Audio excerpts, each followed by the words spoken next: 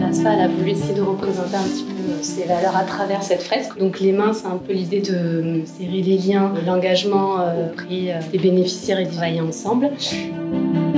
Et après, le cap-là, lui, il rejoint la valeur fondamentale de l'ASFA, à savoir la coopération, l'efficience et l'engagement.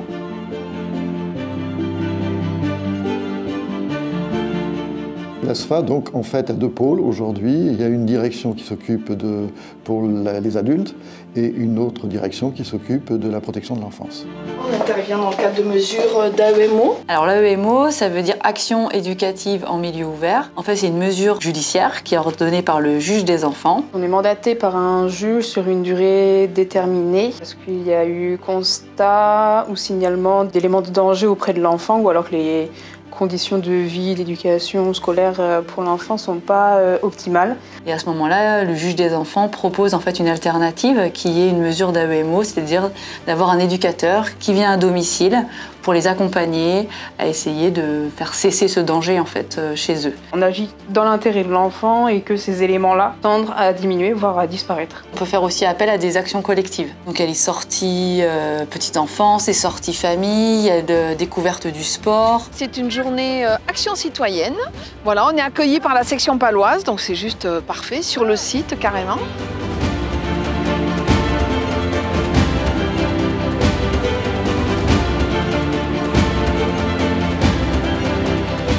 Il y a du ciné-débat, il y a des groupes de parole, il y a un groupe de bien-être pour des mamans. Bienvenue pour notre deuxième atelier bien-être. On va faire ce qu'on sait bien faire, se détendre et avoir l'atelier créatif avec les pierres. On va dérouler sur les émotions.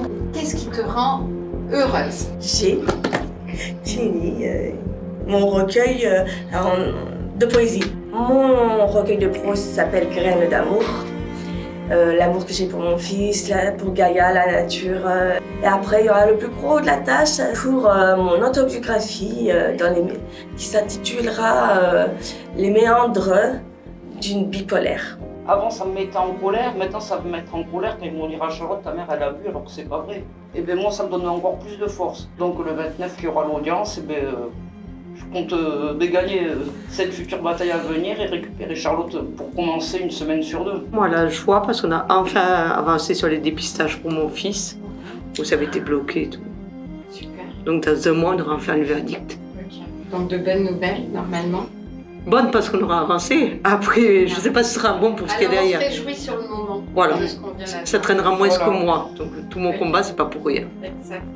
Toutes ces actions-là, elles ont été pensées avec des objectifs précis sur des problématiques en fait qu'ont les parents ou les enfants.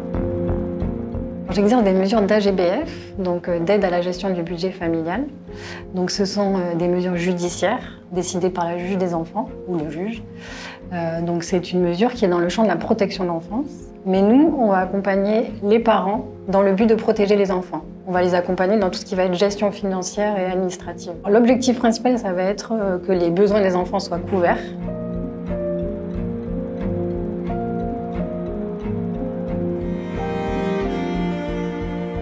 Je ne suis pas le seul à la soirée qui peint et me donner cette chance, pour moi, c'est une chance inouïe. C'est béni des dieux. Alors moi, c'est Mademoiselle Bazin Betty, sous le pseudo de BMB, qui a réalisé plusieurs toiles à l'AFSA, qui expose également au Halles de Pau, avec le partenariat de l'Entretemps et de l'AFSA.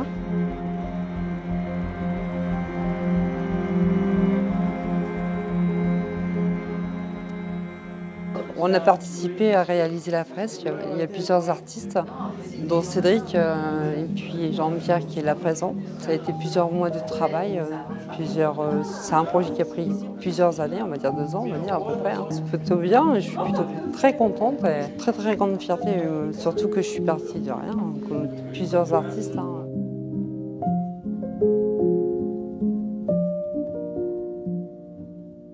On est Halles de Pau, puisqu'on est venu livrer une exposition. Et c'est une exposition qui a été créée en coopération avec le bar associatif L'Entretemps, où les bénéficiaires et les adhérents de ce bar associatif et certains bénéficiaires de l'ASFA ont mis en avant leur qualité d'artiste et ont créé des tableaux, des peintures, mais aussi des dessins. C'est une expo itinérance, pardon, et qui va encore circuler pendant quelques mois sur Pau.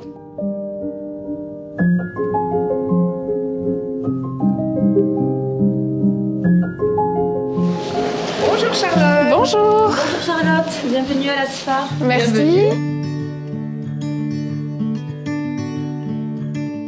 L'ASFA est engagée dans une démarche RSE, c'est-à-dire qu'on essaie de sensibiliser les salariés sur tout ce qui est environnement. On essaie de penser autrement et de faire des efforts au niveau de la consommation d'énergie, des tri des déchets. Je vais te montrer le livret d'accueil ASFA. Justement, sur ce livret d'accueil, tu regarderas sur les accords, les directives, tout ce qui existe en matière RH, tous les dispositifs. Par exemple, le télétravail, qui est bien ancré à l'ASFA. Au niveau de l'emploi du temps, je ne sais pas si on t'en a déjà un petit peu parlé.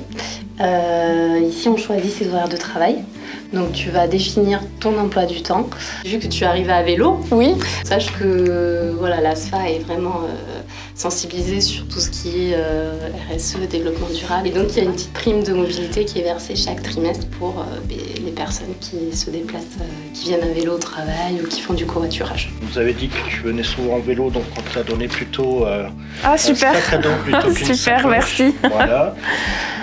Là, je t'ai mis du coup ton portable. Sur l'écran d'emplacement, tu as la partie PC.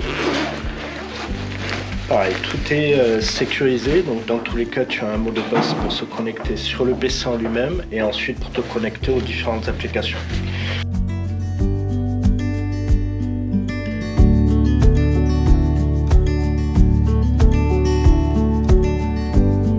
Les deux objectifs principaux de l'association sont la protection durable. La protection durable, c'est la protection judiciaire, augmentée de notre protection, puisque la protection judiciaire ne peut être que temporaire, ou en tout cas ne peut pas suffire à protéger la personne.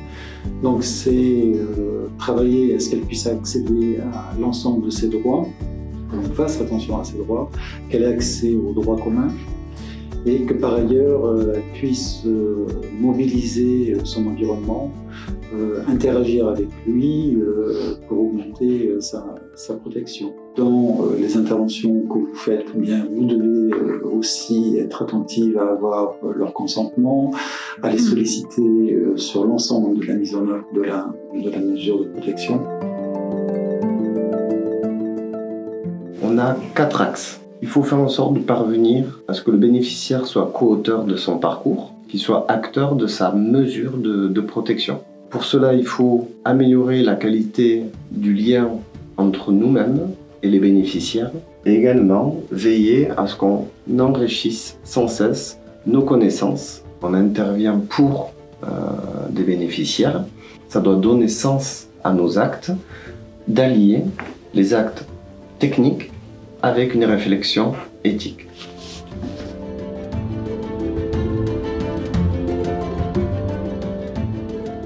Nous sommes mandatés pour l'accompagnement au bien et à la personne. J'exerce des mesures de curatelle et de tutelle, voilà, pour que le juge de tutelle nous confie. Nous essayons de faire en sorte que les personnes, les aider dans la gestion du budget, déjà quotidien, c'est-à-dire qu'elles ont des ressources. Nous allons les percevoir sur un compte, payer les charges fixes avec ces ressources et ensuite leur reverser le solde disponible. Dans la mesure du possible, on va faire en sorte que les gens gardent tout leur accompagnement habituel, que ce soit la famille, les services sociaux existants, enfin s'ils existaient déjà autour d'eux, et s'ils n'existaient pas, essayer de faire en sorte qu'ils y aillent. Et si jamais le bénéficiaire ne peut pas, essayer de trouver aussi des personnes ressources, voir aussi dans son environnement s'il y a des personnes qui peuvent les accompagner ou nous aider pour voilà, voir avec eux ce qu'on peut faire avec eux. Par exemple, pour monsieur Alain Valade, qui voulait partir à la retraite, c'était lors d'un projet avec l'Ansoléade. Il a émis ce souhait-là. Et je crois que vous avez un projet. Voilà. Il n'y en a pas Thomas. Et pour ça, il faut être associé à la démarche, il faut savoir ou du moins entendre de quoi on parle, que nous, on vous explique les choses, comment elles vont se passer, et les modalités que ça met en place. Après, Boussa, ça va, hein, pas problème, quand on va descendre tout faire Boussa, tout ça. Et oui, c'est ça, quand vous avez un problème, vous appelez Boussa, ça va rien changer. Ça change pas, ça change pas, là. Voilà, mais toutes les démarches, il faut qu'on les fasse avec vous. Le but, c'est qu'une personne ne reste pas toute sa vie en mesure. Et alors ça, plutôt en curatelle, du coup, vraiment de l'accompagner, valoriser ses compétences, ce qu'elle peut faire et pour qu'elle soit autonome et actrice de sa propre vie, oui, de son projet. C'est de mettre le bénéficiaire quand même au cœur de la mesure de protection et de faire avec lui et pas à sa place.